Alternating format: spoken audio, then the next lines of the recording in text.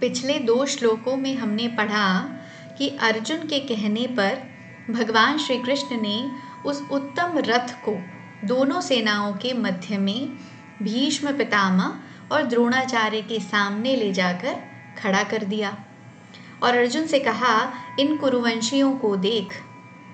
ये बात सुनकर अर्जुन ने क्या किया और इस बात का अर्जुन पर क्या प्रभाव पड़ा, ये हम आज जानेंगे। तत्रापश्यत् स्थितान् पार्थः पितॄनथ पितामहान् आचार्यान् मातुलान् भ्रातॄन् पुत्रान् पौत्रान् सखींस्तथा श्वशुरान् सुहृदश्चैव सेनयोरुभयोरपि तान् समीक्ष्य स कौन्तेयः सर्वान् बन्धूनवस्थितान् कृपया परयाविष्टो विषीदन्निदमब्रवीत्। अर्थात इसके बाद प्रथापुत्र अर्जुन ने उन दोनों सेनाओं में खड़े ताऊ चाचाओं को, दादों परदादों, गुरुओं, मामाओं, भाइयों, पुत्रों, पौत्रों, मित्रों, ससुरों और सुहृदों को भी देखा। उन उपस्थित संपूर्ण बंधुओं को देखकर कुंती पुत्र अर्जुन अत्यंत करुणा से युक्त होकर शोक करते हुए यह वचन बोले। भगवान श्री कृष्ण ने अर्जुन से कहा कि इस रणभूमि में एकत्रित हुए कुरुवंशियों को देख। तो अर्जुन की दृष्टि केवल कौरवों की सेना पर नहीं अपितु दोनों सेनाओं पर गई और अर्जुन ने देखा कि दोनों ही सेनाओं में अपने ही कुटुंबी खड़े हैं। अर्जुन ने सेना में भूरिश्रवा को देखा जो अर्जुन के लिए पिता समान थे।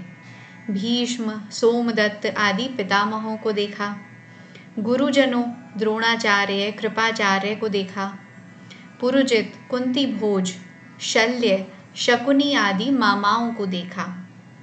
भीम, दुर्योधन आदि सभी भाइयों को देखा। उन भाइयों के पुत्रों को भी देखा जैसे अभिमन्यु, घटोत्कच, लक्ष्मण आदि। लक्ष्मण दुर्योधन के पुत्र थे और पुत्रों के भी पुत्रों को देखा जो अर्जुन के पौत्र थे। साथ खेले हुए बहुत से मित्र और सखा देखे। द्रुपद, शैब्य आदि ससुर देखे और बिना किसी हेतु अर्थात मतलब के, तो बिना किसी मतलब के बस अपने अपने पक्ष का हित चाहने वाले सात्यकी, कृतवर्मा जैसे सुहृद देखे। तो इन सभी उपस्थित संबंधियों और स्वजनों को देखने का अर्जुन पर बहुत गहरा प्रभाव पड़ा। जिस धनुर्धारी अर्जुन ने कौरवों की सेना को देखकर अपना गांडीव धनुष उठा लिया था, वे अर्जुन जिन्हें माता कुंती ने युद्ध करने के लिए संदेश भेजा था, वे अर्जुन जिन्होंने शूरवीरता में आकर भगवान श्री कृष्ण से कहा था कि मेरा रथ दोनों सेनाओं के मध्य में खड़ा कर दीजिए ताकि मैं देख सकूं कि मुझे किस किस के साथ युद्ध करना है, वे ही कुंती पुत्र अर्जुन अत्यंत कायरता से युक्त हो जाते हैं। दोनों सेनाओं में अपने संबंधियों को देखकर, चाहे वे जन्म के संबंधी हों या विद्या के संबंधी हों, अर्जुन ने सोचा कि इस युद्ध में इन सब का संहार हो जाएगा। तब बंधु स्नेह के कारण उनका हृदय कांप उठा और युद्ध के विपरीत एक प्रकार की करुणाजनित कायरता उनके मन में आ गई। अर्जुन के मन में विचार आया कि युद्ध में चाहे इस पक्ष के लोग मरें चाहे उस पक्ष के लोग मरें, नुकसान तो हमारा ही होगा, कुल तो हमारा ही नष्ट होगा, संबंधी तो हमारे ही मारे जाएंगे। यही विचार आने से अर्जुन के मन में युद्ध की इच्छा तो मिट गई और कायरता आ गई। इसी कायरता को भगवान ने दूसरे अध्याय में कश्मलम और हृदय दौर्बल्यम कहा है, अर्थात कायरता और हृदय की तुच्छ दुर्बलता, जिसे हम आगे दूसरे अध्याय में बहुत विस्तार से पढ़ेंगे। कृपया परयाविष्टो अर्थात अर्जुन कायरता से आविष्ट हुए हैं। मतलब ये कायरता उनमें पहले नहीं थी अपितु अभी आई, क्योंकि स्वभाव से तो वे शूरवीर हैं जैसा एक क्षत्रिय होता है। तो यह कायरता एक आगंतुक दोष है उनमें, और आगंतुक होने से वह ठहरेगी नहीं, परंतु शूरवीरता अर्जुन में स्वाभाविक है, अतः वह तो रहेगी ही। कायरता के लिए यहाँ पर कृपया परया शब्दों का उपयोग हुआ है। कृपया मतलब कायरता और परया मतलब अत्यंत। अब विचार करें कि कायरता तो है ही गलत, तो अत्यंत कायरता का क्या मतलब है। अत्यंत कायरता का यहाँ तात्पर्य है कि दुर्योधन, दुशासन, शकुनी जैसे लोग जो बिना किसी कारण निंदा अपमान करने वाले हैं, दुख देने वाले हैं, वैर भाव रखने वाले हैं, नाश करने की चेष्टा करने वाले हैं, ऐसे लोगों को अपने सामने युद्ध करने के लिए खड़ा देखकर भी उनको मारने का विचार न होना, उनका नाश करने का विचार न होना, यह अत्यंत कायरता है।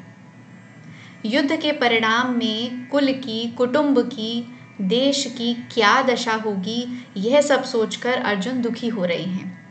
और ऐसी दशा में उन्होंने भगवान श्री कृष्ण से क्या कहा, ये हम आगे के श्लोक में देखते हैं।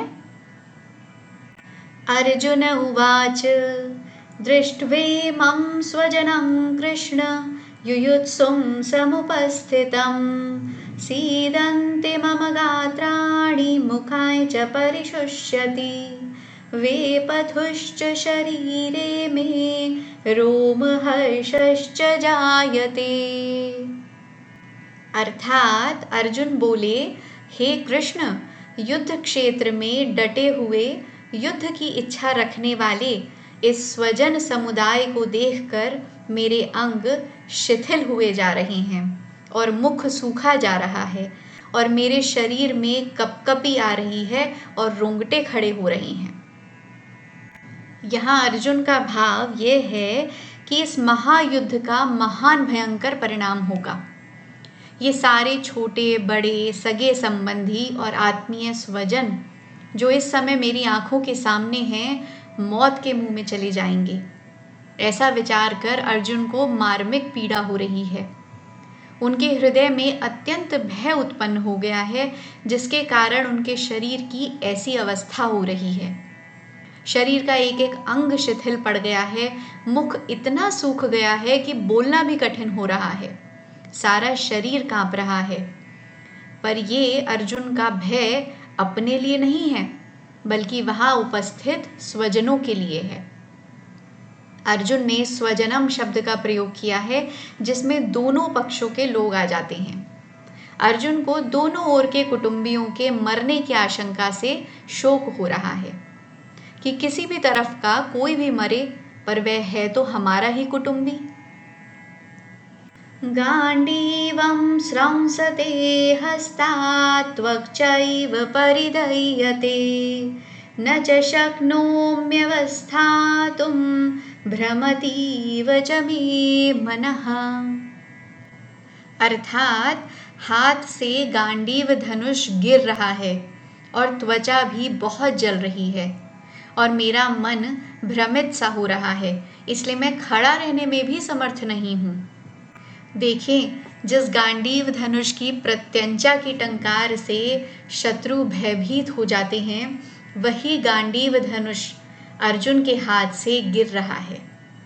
अर्जुन के हाथ इतने शक्ति शून्य हो रहे हैं कि वे गांडीव धनुष को ठीक से पकड़ भी नहीं पा रहे। युद्ध के भावी परिणाम की चिंता ने अर्जुन के मन में इतनी जलन पैदा कर दी कि इस कारण उन्हें अपनी त्वचा भी जलती हुई प्रतीत हो रही है। इतनी भीषण मानसिक पीड़ा के कारण उनका मन भ्रमित हो गया है। क्या करना चाहिए, क्या नहीं करना चाहिए, ये कुछ भी सोचने की स्थिति में नहीं है अर्जुन। और कहते हैं कि मैं तो युद्ध भूमि में रथ पे खड़े रहने में भी असमर्थ हूँ, लगता है मूर्छित होकर गिर पड़ूंगा।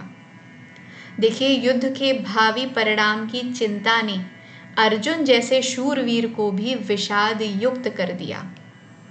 इसीलिए कहते हैं, चिंता चतुराई हरे हरे रूप और ज्ञान, चिंता बड़ी अभागिनी चिंता चिता समान। तो चिंता नहीं, चिंतन करें जो अमृत का काम करता है। तो इन श्लोकों में अर्जुन ने अपनी विषाद युक्त स्थिति का वर्णन किया कि उनके शरीर पर क्या प्रभाव पड़ा। आगे अर्जुन अपने विचारों के अनुसार ये बताते हैं कि क्यों ये युद्ध करना अनुचित है। इस पर हम अगले सत्र में चर्चा करेंगे। आज का सत्र यहीं समाप्त करते हैं। हरे कृष्णा। तो आगे की चर्चा के लिए हमारे साथ जुड़े रहिएगा। आज का सत्र यहीं समाप्त करते हैं। हरे कृष्णा। अगर आपको ये वीडियो, ये सब जानकारी अच्छी लगे तो प्लीज़ चैनल को लाइक, कमेंट और सब्सक्राइब करना ना भूलें। If you like the video and all the information shared, please subscribe to my channel and share with your loved ones. Thank you. Hare Krishna.